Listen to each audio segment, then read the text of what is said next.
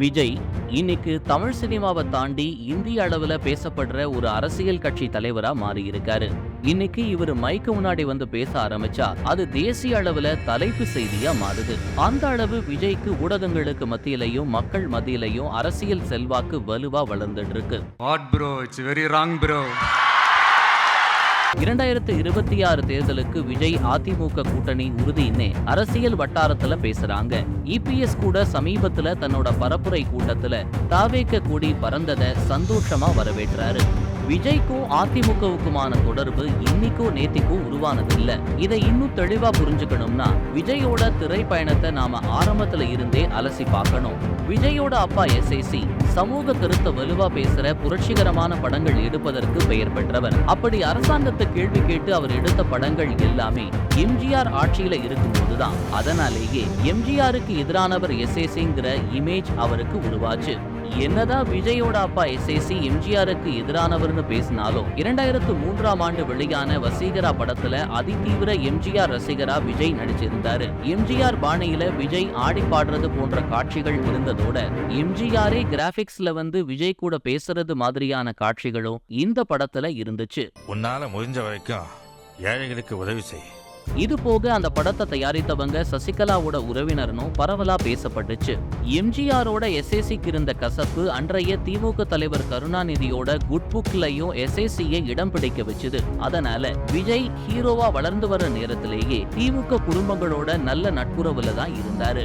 அந்த வகையில Udhayanidhi ஸ்டாலினோட red giant movies தயாரிச்ச முதல் படத்துல விஜய் தான் ஹீரோவா நடிச்சாரு.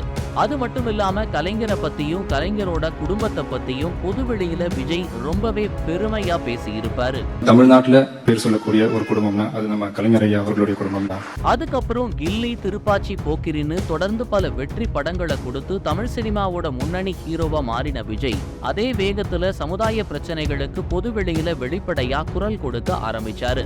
2009ஆம் ஆண்டு தன்னோட ரசிகர் மன்றங்களை மக்கள் இயக்கமா மாத்தின விஜய் அதன் மூலமா பல நலத்திட்ட உதவிகளையும் செய்ய தொடங்கினாரு.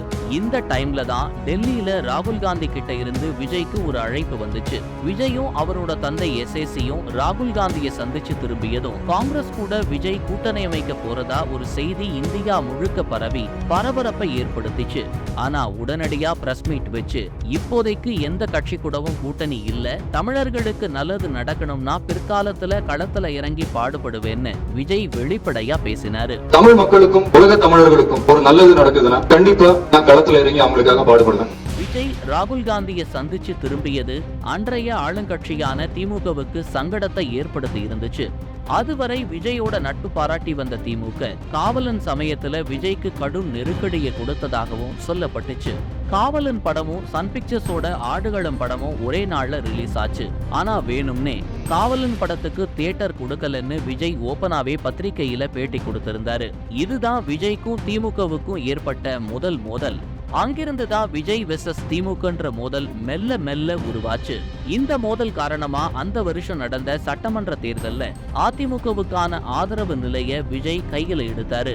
ஜெயலலிதாவே எஸ்ஏசியை அழைச்சு 2011ஆம் ஆண்டு தேர்தலுக்கு ஆதரவு கேட்டதா சொல்லப்படுது. இதுக்கு பிரதிபலனா விஜய் மக்கள் இயக்கத்தை சேர்ந்தவர்களுக்கு 15 சீட்டு கேட்டதாகவும் இதுக்கு ஜெயலலிதா மறுப்பு சொன்னதாகவும் பின்னர் ஒரு பேட்டியில எஸ்ஏசி சொல்லி இருந்தாரு. அந்த தேர்தல்ல அதிமுகவை ஆதரிச்சு விஜய் மக்கள் இயக்கம் சார்பில் பிரச்சாரம் செய்யப்பட்டுச்சு. தேர்தல்ல அதிமுக பெரிய அளவுல வெற்றி பெற்றுச்சு. அதுவரைக்கும் எல்லாமே நல்லா தான் போயிட்டு இருந்துச்சு. ஆனா எஸ்ஏசியோட ஒரு பேட்டி மூலமா அதிமுக உடனான விஜயின் நட்பும் முடிவுக்கு வந்துச்சு. 2011ல அதிமுக மிகப்பெரிய வித்தியாசத்துல வெற்றி பெற்றப்ப பத்திரிகையாளர்களை சந்திச்சு பேட்டி கொடுத்த எஸ்ஏசி ராமர் பாலம் கட்ட அணில் உதவியது போல அதிமுக ஆட்சி அமைக்க நாங்கள் உதவினோம்னு சொல்லி இருந்தாரு. இது ஜெயலலிதா தரப்புல கடும் கோபத்தை ஏற்படுத்தி இருந்துச்சு.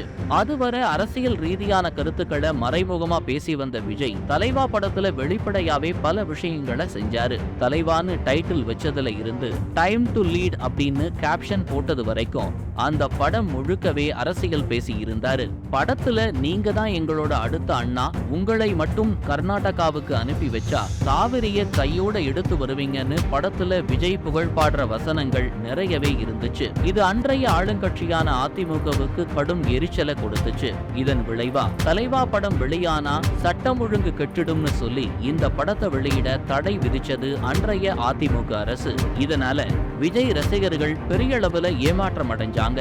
இருந்தாலும் இங்க தளபதியோட படம் வெளியாறத பார்த்து ஒரு அரசாங்கமே பயந்து போயிடுச்சுன்னு விஜய் ரசிகர்கள் பெருமைப்பட்டாங்க.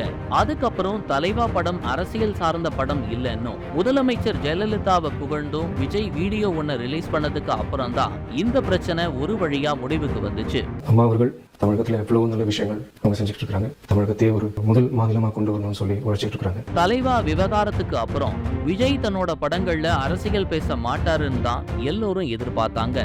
ஆனா 2015ஆம் ஆண்டு வெளியான புலி படத்தோட ட்ரெய்லர்லயே இருள் சூழ்ந்த நிலத்தில் ஒரே நம்பிக்கை விஜய்னு ஒரு கேப்ஷன் வந்திருக்கும். மேலும் படத்துல ஸ்ரீதேவியோட கதாபாத்திரம் அகங்காரம் கொண்ட ராணியாவும் சித்தரிக்கப்பட்டிருக்கும். கிளைமேக்ஸ்ல ஸ்ரீதேவியோட கையால விஜய் மகுடத்தையும் செங்கோலையும் வாங்குறது போலவும் காட்சிகள் இருக்கும். 2016ல ஜெயலலிதா இறந்ததுக்கு அப்புறம் விஜய்க்கும் அதிமுகவுக்குமான மோதல் இன்னும் தீவிரமாச்சு. 2018ல EPS ஆட்சியில நடந்த தூத்துக்குடி துப்பாக்கிச்சூடு சம்பவம் நாடு முழுக்க பெரும் சோகத்தை ஏற்படுத்தி இருந்துச்சு. இதுல உயிரிழந்தவங்களோட குடும்பத்தை நேரில் சந்திச்ச விஜய் ஸ்டெர்லைட் ஆலைக்கு எதிரான போராட்டத்துக்கு மறைமுக ஆதரவையும் கொடுத்தாரு. இது அன்றைய முதல்வர் EPSக்கு அதிருப்தியை ஏற்படுத்தி இருந்துச்சு.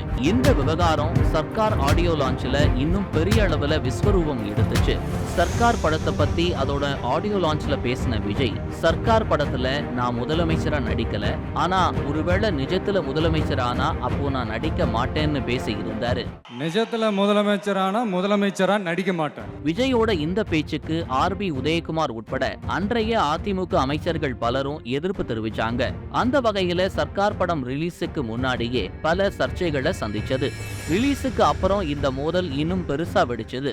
சர்க்கார் படத்துல ஆளும் அரசை எதிர்த்து விஜய் மறைமுகமா நிறைய வசனங்கள் பேசி இருப்பாரு. இதன் காரணமா அதிருப்தி அடைந்த அதிமுக தரப்பினர் சர்க்கார் படம் ஓடுற திரையரங்குகள்ல வன்முறையில ஈடுபட்டாங்க.